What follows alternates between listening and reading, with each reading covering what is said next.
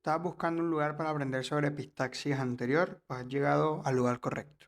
Bienvenido a RaiMed. Dice que en la literatura alrededor del 60% de las personas a nivel mundial en algún momento de su vida van a tener un sangrado nasal, es decir, lo que conocemos como epistaxis. La epistaxis se puede clasificar de dos tipos, una epistaxis anterior y una epistaxis posterior. La anterior representa alrededor del 90% de los casos, siendo la más frecuente que vamos a estar atendiendo. Ahora, ¿por qué se produce? La etiología es bastante variable. Puede ser por traumatismos, puede ser por infecciones o una inflamación local de la mucosa nasal, por neoplasias o inclusive por coagulopatías. Y hay algunos factores de riesgo que aumentan la probabilidad de que el sangrado se desarrolle, como sería la hipertensión, el alcoholismo, el uso de antiagregantes, de anticoagulantes, AINES o inclusive el clima, en donde climas que sobre todo resequen lo que sería la mucosa nasal, pues va a predisponer a que se desarrolle un sangrado. Ahora, cuando hablamos de epistaxis anterior, debemos recordar lo que es el plexo de Kieselbach, que es quizás el área más vascularizada de lo que sería la mucosa nasal y por ende esta es una de las razones por las cuales es una también de las que más sangra. El plexo de Kieselbach se constituye gracias a las ramas hemorroidales anteriores y las ramas esferopalatinas de la carótida interna y la carótida externa respectivamente, ¿vale? Ahora, ¿cómo abordar una epistaxis anterior? De inmediato, apenas que el paciente ingresa y está sangrando, lo primero que debemos hacer es realizar una estabilidad y una evaluación hemodinámica, porque se pueden llegar a presentar sangrados tan masivos que el paciente puede llegar a inestabilizarse. Es mucho más frecuente en la epistaxis posterior, sí, pero también se podría presentar en la epistaxis anterior. Entonces, en primera instancia, vamos a realizar un manejo conservador una vez que el paciente está estable. Ese manejo conservador se va a basar en la aplicación de oximetazolina y en una presión manual que tenga una duración alrededor de 10 a 15 minutos. Una presión tal como lo está realizando este doctor aquí en la ejemplificación, ¿vale? Se aplica la oximetazolina y el paciente debe inclinarse hacia adelante, eliminando los coágulos de sangre que tenga por la boca que se haya ido hacia lo que sería la rinofaringe.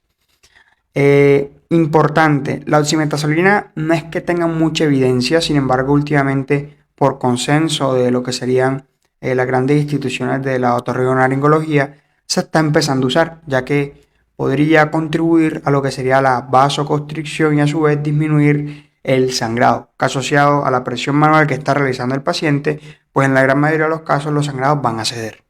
Ahora, si a pesar de esto, yo debo seguir evaluando a mi paciente. Si a pesar de esto el sangrado no se detiene, debo realizar una rinoscopia para evaluar la localización del sangrado, si en realidad estoy frente a un sangrado anterior versus un sangrado posterior. Ahora, si en realidad el sangrado se detuvo, yo puedo dejar a mi paciente en vigilancia 30 minutos, una hora, y si no presenta nuevo sangrado, pues le puedo dar alta con recomendaciones y signos de alarma.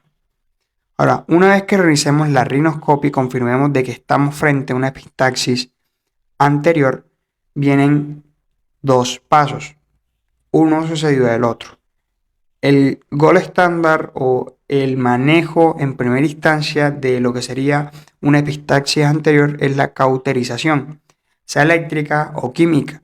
Regularmente la hacemos química con los palitos de nitrato de plata, como lo observan en esta imagen de acá. Ahora, si la cauterización no se lleva a cabo o no es efectiva, vendría lo que sería el taponamiento nasal anterior, como lo observan en esta imagen de acá, que lo podemos realizar con múltiples formas, con balones o inclusive con gasas como lo están observando en la imagen. Lo más común, sobre todo en Latinoamérica, es que lo hagamos con gasas, en donde deben tener algo en cuenta para la introducción de la misma. Y es que una vez tengamos las gasas en nuestras manos y la pinza en bayoneta, las gasas regularmente van a ser así, ¿cierto? Para hacer la respectiva ejemplificación. Nosotros las vamos a doblar así, que ambos extremos queden hacia el mismo lado.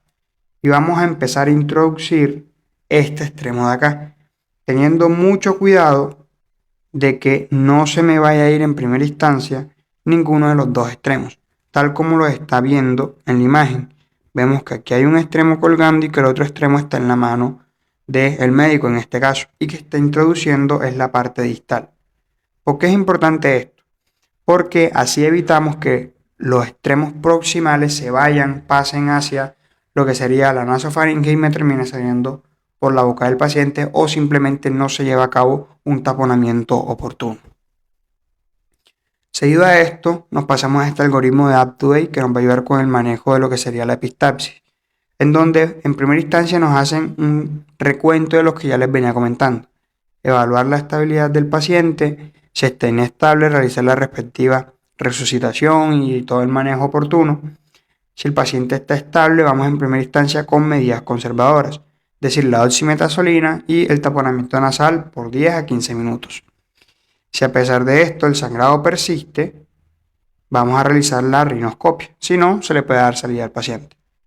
Si yo hago la rinoscopia y veo que tiene un sangrado anterior, pues aquí están las distintas opciones, como les dije. La cauterización en primera instancia, y si esta no funciona, pues ya viene lo que sería el taponamiento nasal. Hay algunos geles que van a contribuir a la vasoconstricción, que según refiere a UpToDate, o también refiere el uso de ácido tranexámico con la finalidad de disminuir el sangrado. Sin embargo, la evidencia del ácido tranexámico en verdad es bastante limitada en este contexto. ¿Por cuánto tiempo dejo el taponamiento? Importante esta parte. El taponamiento nasal no debe estar más de 24 a 48 horas, porque aumenta el riesgo de infecciones y de complicaciones. Entonces, yo al paciente le realizo el taponamiento, nuevamente lo reviso en 24 a 48 horas, que el paciente nuevamente venga y evalúo si el sangrado se detuvo. Simplemente se dan recomendaciones y signos de alarma. En ocasiones se envían con pomadas o con ungüentos antibióticos con la finalidad de disminuir el riesgo de infecciones en la mucosa nasal. Ahora, si persiste el sangrado a pesar del taponamiento, lo que voy a realizar es un taponamiento nasal bilateral. Es decir, voy a ocluir ambas fosas, ya que esto me va a dar una pared en la cual puede apoyarse el taponamiento de la fosa nasal que se encuentra comprometida, y a su vez pues va a disminuir la probabilidad de que siga sangrando. Ahora, si a pesar de esto el sangrado persiste, ya ahí empezamos a pensar más en un taponamiento nasal posterior, por el hecho de que es una hemorragia que está persistiendo mucho y que regularmente la epistaxis anterior no tiene esa presentación. Entonces, pensamos en un taponamiento nasal posterior, pensamos en una epistaxis posterior, y viene el manejo y la remisión a otorrinolaringología para que realice un manejo quizás intervencionista de forma mucho más oportuna. Con esto hemos terminado el video de hoy. Espero que te haya gustado. Si es así, considera suscribirte al canal y activar la campana de notificaciones para que estés atento a todo nuestro contenido.